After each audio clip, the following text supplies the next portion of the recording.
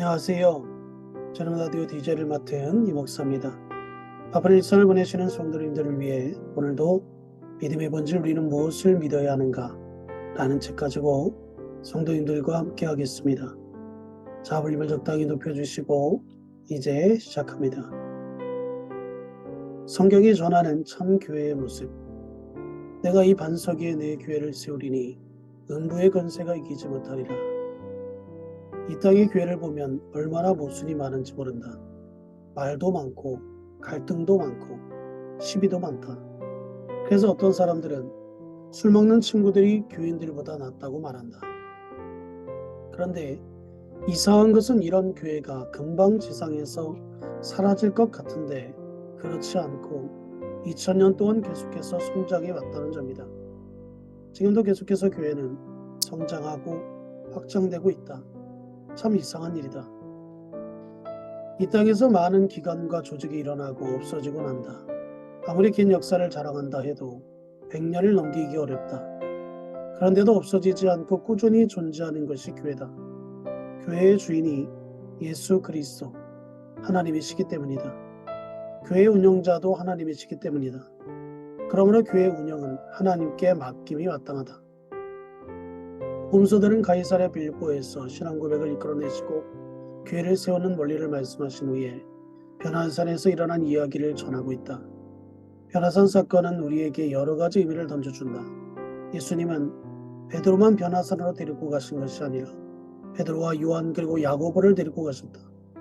그리고 그곳에서 모습이 해같이 눈부시게 회양됨과 동시에 하늘에서 내려온 두 사람과 더불어 말씀을 나누셨다. 누가복음 9장 30절에서 31절은 이 두 사람이 누구인지 그리고 주님께서 그들과 어떤 대화를 나누셨는지를 밝히고 있다. 문득 두 사람이 예수와 함께 말하니 이는 모세와 엘리야라. 영광 중에 나타나서 장차 예수께서 예루살렘에서 별세하실 것을 말할세. 모세와 엘리야가 나타나 주님의 죽으심에 대하여 대화를 나누었다고 한다.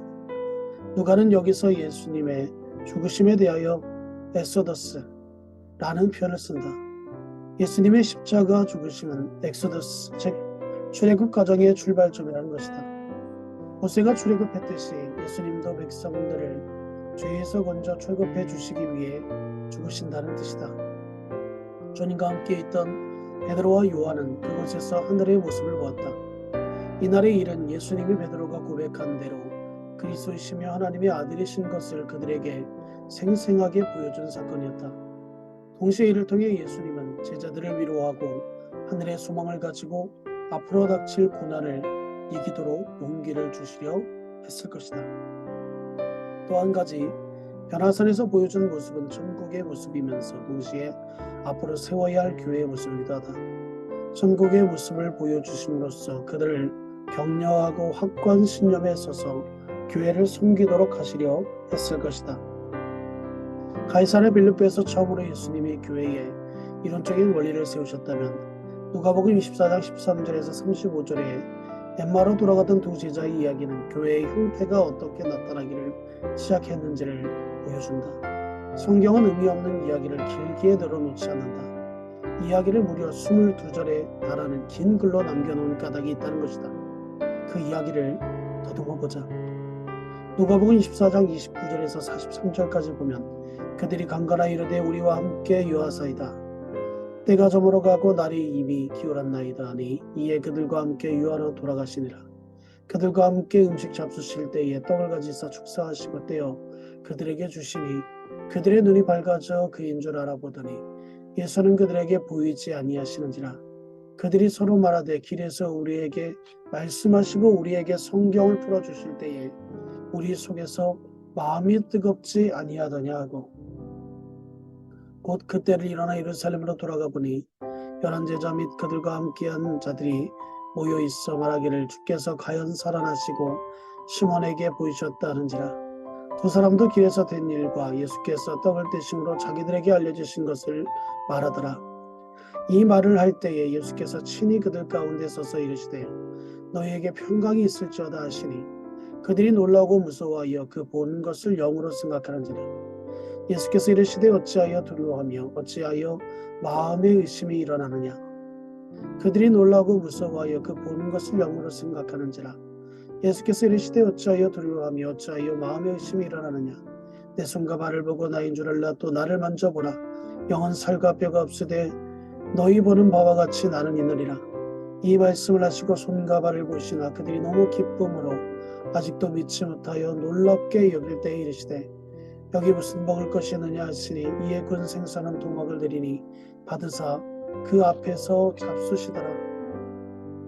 예루살렘에서 엠마오까지의 거리는 얼마나 될까?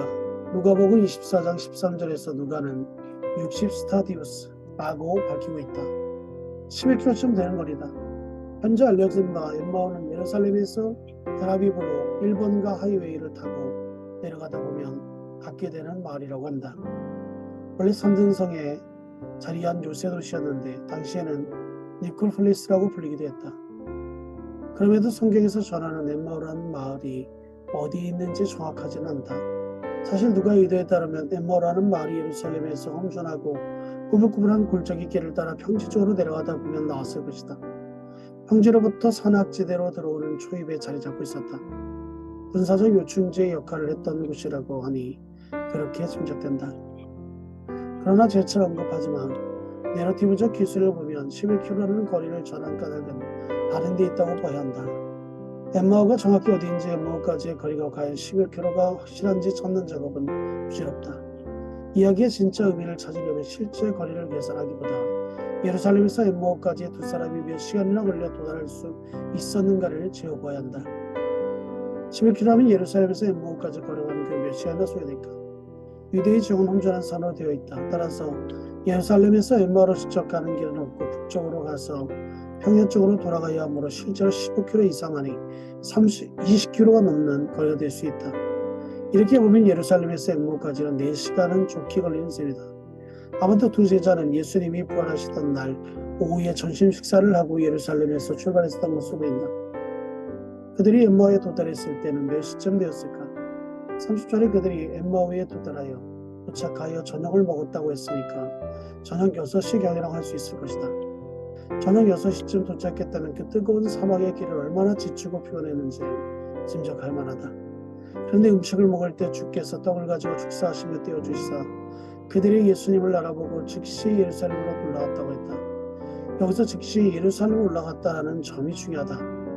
누가는 그들이 곧바로 일어나서 그 즉시 예루살렘으로 올라갔다고 했다 라고 기록한다.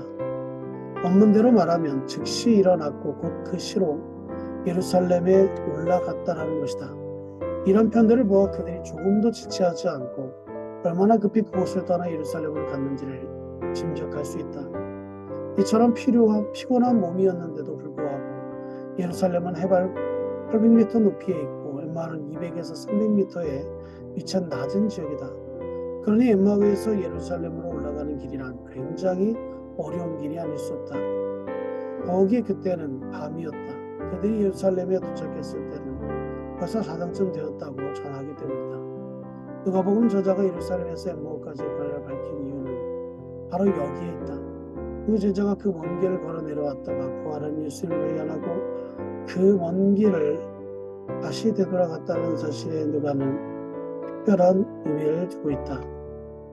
그들에게 부활하신 예수님을 만난 사실이 얼마나 큰 감격이었던가를 말하는 것이다. 부활의 감격이 얼마나 컸기에 하루 8시간 이상 산길을 걸어 한숨에 예루살렘으로 올라가겠냐는 것이다. 그들은 식사 자리에서 부활하신 예수를 발견하자마자 즉시 일어나갔다. 조금도 망설이거나 지체하지 않고 가지는 않다. 그들을 그렇게 행동하도록 만든 것은 바로 부활의 충격이요 감격이었다. 왜 이 두 사람은 예루살렘에 다시 달려간 것인가? 부활한 예수를 만나자마자 그들이 이 놀라운 사실을 아직 모른 채 슬픔과 낙망에 있는 제자들과 동료들을 생각했을 것이다. 그 친구들에게 얼마나 빨리 이 소식을 전하고 싶었던 것일까? 그래서 그 밤중에 온갖 위험을 무릅쓰고 예루살렘으로 달려갔던 것이다. 그러나 그들이 그곳에 도착해보니 제자들과 많은 사람들이 모여서 이미 그들이 경험한 바를 나누고 있었다. 그 사람들 역시 부활하신 그리스도를 만나 뵙고 이 사실을 동료들에게 알리기 위하여 모인 것이다. 거기에 모여있던 사람들을 둘러보자 그 사람들은 어떤 사람들이 모여있는가? 부활하신 예수를 만나 뵙고 부활을 경험한 사람들이다. 부활의 감격을 가진 사람들만이 모인 자리다. 바로 이것이 참 교회의 모습인 것이다. 마태가 전한 반석에 세워진 교회란 바로 이런 모습의 교회를 의미하는 것이다. 예수님을 믿는 사람들, 예수님을 하나님의 아들로 고백한 사람들, 그들은 곧 부활에 체험한 사람들이다. 이들이 교회의 기초가 되었다. 이 사람들이 나눈 이야기가 오늘 우리 교회들이 나누어야 할 이야기다. 예수님의 부활을 체험한 사람이 모여서 예수님과 함께 살면서 받은 은혜의 내용을 나누는 것이 교회라고 했다. 바꾸어 말하면 그 교회가 어떤 이야기를 나누며 사는가가 곧 교회의 실상을 알려준다 할 수 있다. 예수님의 이야기, 하나님의 이야기, 교회의 중심을 이뤄야 한다. 요즘 교회들은 무슨 이야기를 하며 사는가? 교인들이 모이면 무슨 이야기를 하는가? 이것으로 이 목사가 추천하고 대신 읽어주는 라디오를 마치겠습니다. 오늘도 건강하시고 하루 되시기를 주님의 이름으로 축복합니다. 감사합니다.